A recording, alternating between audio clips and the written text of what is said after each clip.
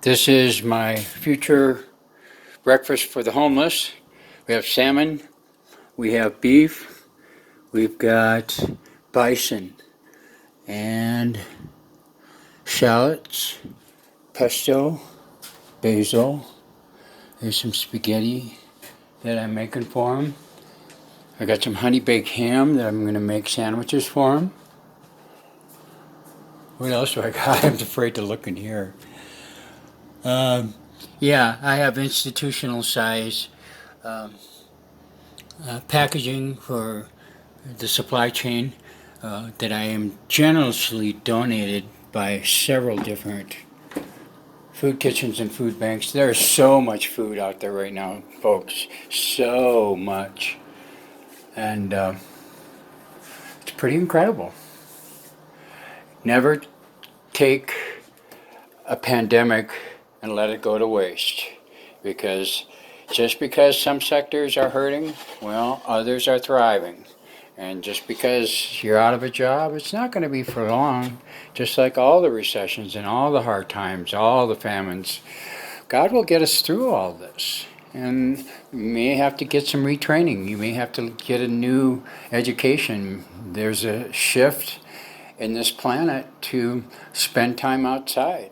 And I am hoping that in my attempts to push Lieutenant Victor Villa and Commander Johnny Yara of the Southeast Subdivision into the top two positions of the White House for 2024.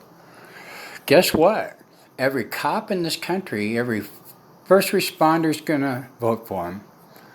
Everybody from New Mexico, Colorado, California where I lived, Alaska where I live, Montana where I live, Minnesota where I live, is going to vote for him.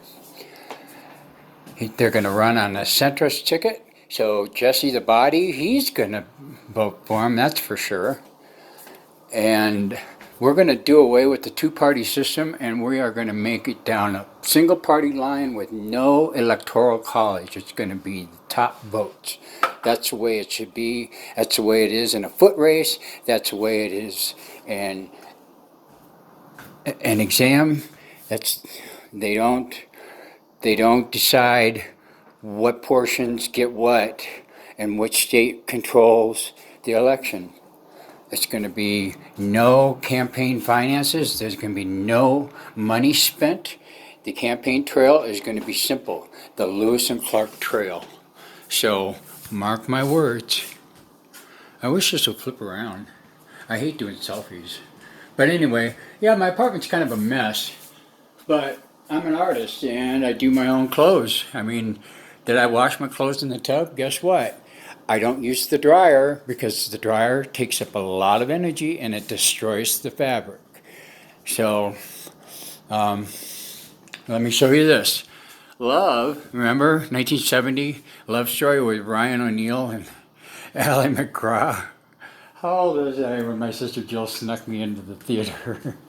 She snuck me into The Exorcist too when I was 13. Oh my God, what a wicked sister. And then Greek, au, you, thy, and over here, vicinus, Latin for vicinity, neighbor. Love thy neighbor. And did I put those on the walls? I put this on the walls too. Approach love and cooking with reckless abandon. Love of God with reckless abandon. Give it all up for the Lord. And here, you're going to love this. I'm going to take the TV down. I haven't finished this yet, but I will. And you know what? If you want to hire me to do wall murals, all you cops out there, if you want some handiwork done at your house, I'll do it for free. Love those who are aliens, for we are all aliens. That's Deuteronomy 10:19, and I think it's James 10:19 or Matthew 10:19. I'll have to look it up, but it's another poignant verse, as is Matthew 25:33. 35. My favorite verse in the whole Bible. Well, next to 1 Corinthians 13. For let me tell you the most wonderful thing. I learned this just hearing it once. That's how good my memory is. A lot of the pieces on the piano I've learned just one time. And I'll try to get through it without, sometimes I have to glance down, but I know it pretty well. But I learned this in one run through in rush hour traffic on February 20th of 2020.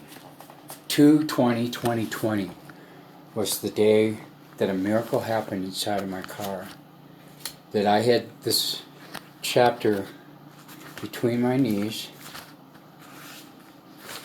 and that I was driving with my kneecaps, and I was trying to settle a recently released prison convict that served 6 years for vehicular manslaughter.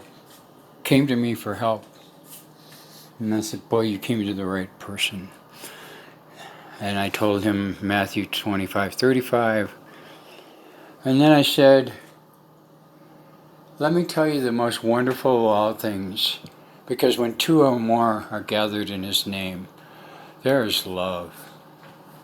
If I had spoken the tongues of men and of angels, but I have not love, I'm a noisy gong or a clanging cymbal.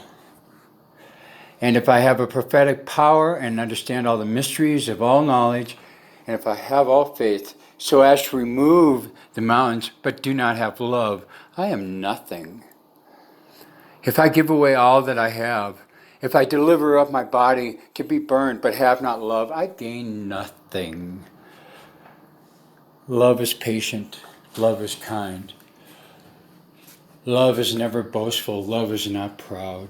It does not envy. It is not arrogant or rude. It does not delight in the wrongdoings, but it rejoices with the truth. Love bears all things, believes all things, hopes all things, endures all things. Love never ends. As far as prophecies, they will pass away. As for the tongues, they will cease. As for knowledge, it will pass away. For we know in part, and we prophesy in part.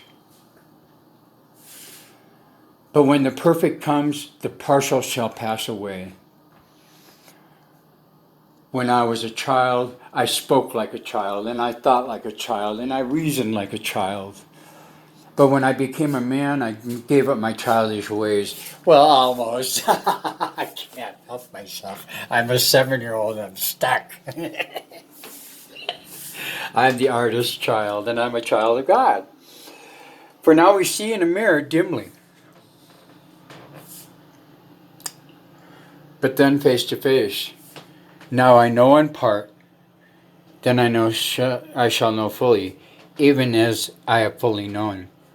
So now faith, hope, and love are the three greatest things, but of the most important of them all, there is love. Thank you.